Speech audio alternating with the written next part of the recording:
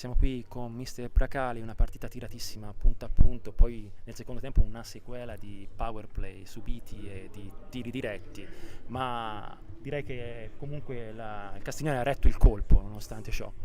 Ah sì, diciamo che il risultato alla fine ci può stare anche bene perché no, abbiamo preparato bene in settimana la difesa a 3, quindi diciamo che stasera sapevo che ci poteva tornare utile, quindi diciamo abbiamo difeso bene. Il portiere ci ha messo nostro, è stato bravissimo, ci ha messo del suo.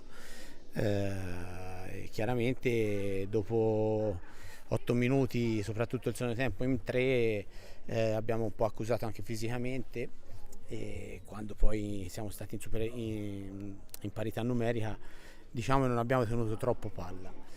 Mi dispiace per l'ultima punizione di prima, potevamo fare meglio, però va bene, nel senso ci prendiamo questo risultato e al ritorno dovremo vincere, abbiamo solo un risultato disponibile e comunque siamo fiduciosi, dai.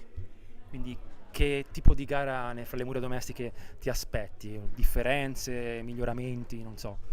Ma guarda, noi abbiamo fatto 3 partite quest'anno contro la Pumas e quella che abbiamo sofferto di più è stata quella in casa. Diciamo che abbiamo sbagliato approccio in quell'occasione e la Pumas ha vinto meritatamente.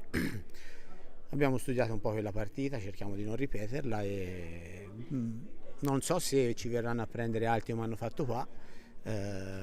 Comunque noi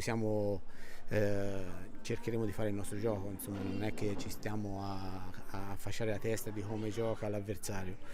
In casa ci esprimiamo insomma sempre abbastanza bene, salvo ti ripeto in qualche occasione, però è una partita aperta, le squadre sono arrivate prima e seconda a pochi punti di distanza, chiaramente sapevamo benissimo di venire qua e fare una lotta e se venire fuori con una sconfitta di un gol insomma ci può anche star bene insomma.